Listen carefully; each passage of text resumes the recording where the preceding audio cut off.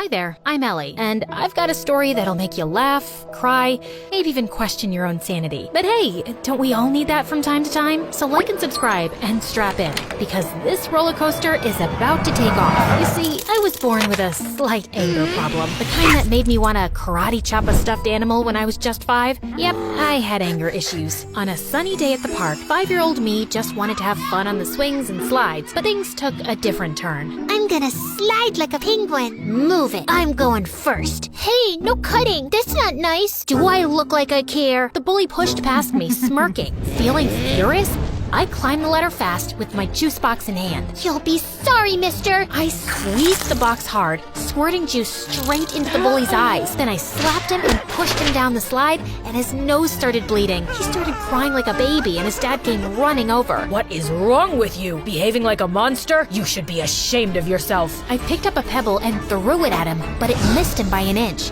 Don't tell me how to feel. You should be thanking me for teaching your awful kid a lesson.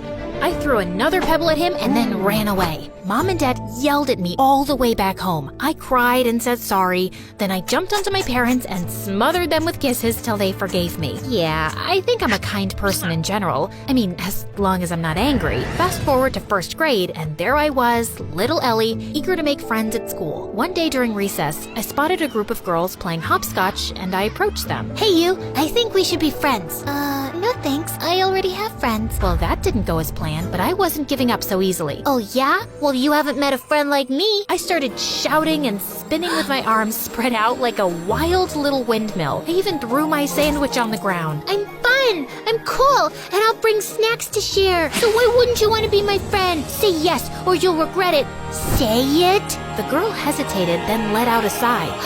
Okay, fine. I'll be your friend. Please, just stop yelling at me.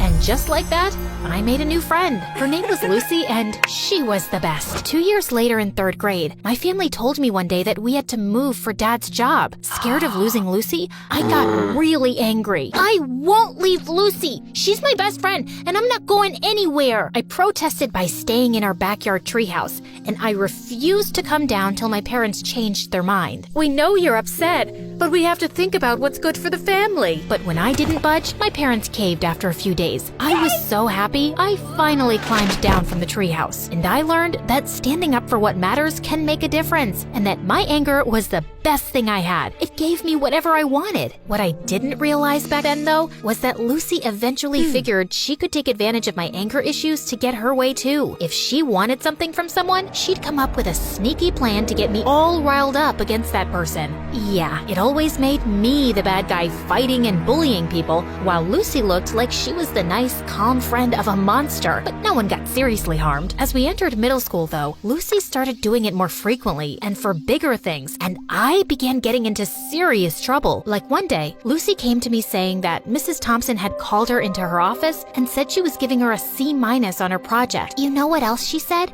She told me that I should get myself a better friend because you're distracting me with all your fights and affecting my grades while you get good grades yourself. She even said that you hang out with me just so you can feel better than me. Can you imagine? What? That's not true. Of course I know that. Listen, in today's lesson, I'm gonna confront her about this psychological manipulation. And if she sneezes a lot, it means she's nervous that I've told you everything she said. You know all the teachers fear you, but Mrs. Thompson is always sneezing because of her allergies. Yes, but sneezing a lot means she's nervous and she's hiding something. She told us that once, but I guess you forgot. Lucky you have me to remind you. When it was Mrs. Thompson's class, Lucy gifted her a red nose, and seconds later, when she confronted her about the manipulation, Mrs. Thompson started sneezing like crazy, and I felt furious. How could you? I thought you were a nice teacher, but you're just like the rest. And with that, I pushed her hard. She fell down and screamed in pain. While everyone's attention was focused on me, Lucy sneaked into Mrs. Thompson's laptop and changed her own grade on the project. Mrs. Thompson broke her arm, and I got suspended for 3 weeks. My parents were furious with me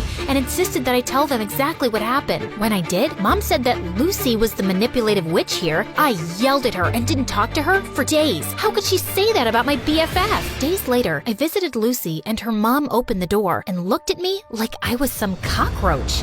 You again. What do you want? I heard what happened with Mrs. Thompson. Why can't you be a normal human being? Poor Lucy, she almost failed her project because of you. What? Yeah, you're crazy and you're affecting my child. She'll end up failing all her classes because of you. Why does everyone keep saying that? Because it's true. Hey, listen, you silly woman. I was about to scream at her when Lucy showed up and pulled me inside her bedroom. Please, Ellie, you can't talk to Mom like that no matter what she says. But I'm a good friend and I forgive you. Now calm down, girl, and take the Snickers bar. I know it's your favorite candy. Lucy had clearly been spreading lies about me, but I was too blind to see it back then. And when I returned to school, things were a bit different. A new girl, Isabella, had joined our class. She was rich, pretty, and quickly became popular. Lucy seemed annoyed by her existence, but she seems like a cool girl to me. Till one day, Lucy and I saw Isabella walking out of the bathroom, and I noticed a marker in her hand. Lucy went in to use the bathroom as I waited in the hallway, but moments later, she came out,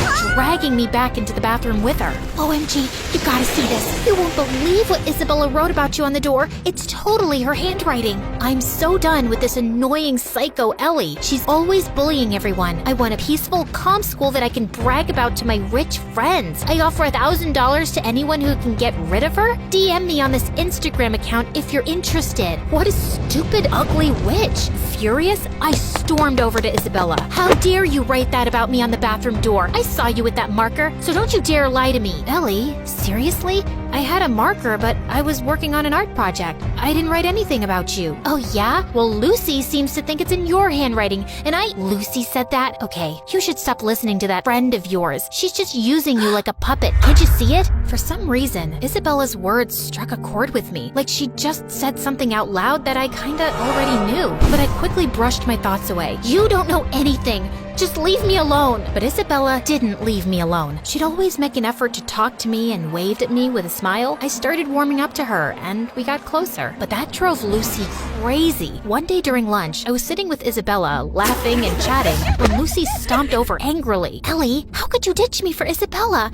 After all we've been through together? Just calm down, will you? I'm not ditching you, just spending time with Isabella. We can all be friends, you know. Are you for real? How dare you replace me? And with that, she pounced on me. I didn't want to fight her, so I just pushed her away, but she grabbed my hair again. Luckily, someone called a teacher and Lucy got detention for 2 weeks. And I swear, those were the best 2 weeks of my life. Things were calm and peaceful, and I didn't have a single fight with anyone. Isabella even convinced me to start getting therapy for my anger issues, and I felt really good about it. Then one day, Isabella told me something. Hey, Ellie, yesterday when I got back from school, I was shocked to find Lucy in my house. I asked her what she was doing there, but before she could reply, her mom showed up. She's our maid. I swear I had no idea. She said she'd brought Lucy over to help her clean the kitchen before Christmas. Oh, yeah, I know that her mom works as a maid for you, but we never talk about it, because I don't want to embarrass her or anything. But I don't have a good feeling about her suddenly being in your house. She might be up to something fishy. So we decided to keep an eye on Lucy that afternoon, and we watched from a safe distance as Lucy's mom gave her instructions to clean. But just a few moments later, after her mom left, we heard a loud crash, followed by Lucy's scream. We rushed to find Lucy lying on the floor with a broken shelf and scattered kitchenware around her. We tried to help her up, but she screamed in pain and couldn't move. Just then, Lucy's mom and Isabella's parents came running too. Oh my God, what happened? Oh, Mom, I was just reaching for something on the shelf, but it was unstable. It just all came crashing down on me. Lucy's mom turned to Isabella's parents furiously. This is all your fault. You knew this shelf was broken and you never bothered to fix it. I told you so many times. Now my daughter is injured because of your negligence. I'm gonna sue you for this. You'll pay for the harm you've caused my daughter. Isabella's parents tried apologizing repeatedly, but Lucy's mom didn't listen to a word and called an ambulance to take Lucy away. I couldn't help feeling sorry for Lucy, although I was almost sure she'd hurt herself on purpose to cause trouble for Isabella and her parents. She probably hadn't expected it to be this bad. And sure enough, the injury was very bad, and Lucy couldn't walk for a few months. A few days later, the teacher planned a visit to Lucy's house for the class to cheer her up. But the moment moment we entered Lucy's room, she went ballistic, calling me a horrible friend who'd betrayed her and calling Isabella bad names too. I was feeling angrier by the second, but I tried staying calm. Just then, Lucy's mom walked in and she started calling me a bad friend too. Are you here to hurt my Lucy even more, Ellie? You've made it obvious whose friend you really are. But be aware, Isabella, I'm certain she only chose you because you're rich. Ellie has always been a bad, rotten egg. Suddenly, I just snapped. I jumped at Lucy's mom and she fell back and hit her head on the floor.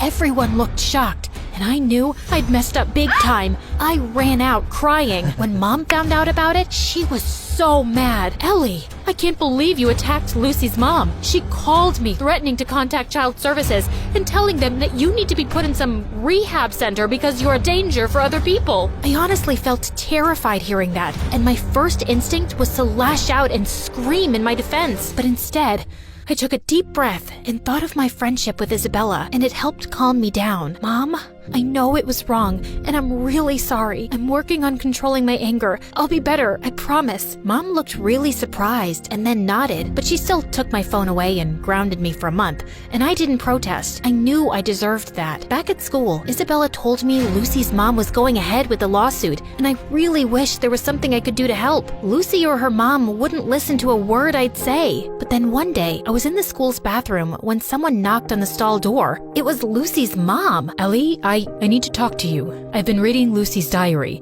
and I've discovered the truth about her actions. She's been using your anger issues to her advantage. I sometimes had a feeling that something was off with Lucy's behavior, but I never knew for sure. Are you still gonna sue Isabella's parents or report me to child services? No, I just wanted to apologize to you, and I won't be causing you or Isabella's parents any more trouble. I'll also get Lucy the help she needs. We might even move to another town and live with my sister if it means Lucy can get better therapy. I'm so sorry for everything, Ellie, and I want to thank you for being a good friend to Lucy, despite everything. With that, she gave me a quick hug and left. I felt tears pricking my eyes. I was kinda sad I wouldn't get to see Lucy again, but I also felt lighter and free. Moments later, Isabella walked in. Ellie, everything's gonna be okay. Isabella hugged me tight, and for the first time in a long while, I felt like everything would be okay.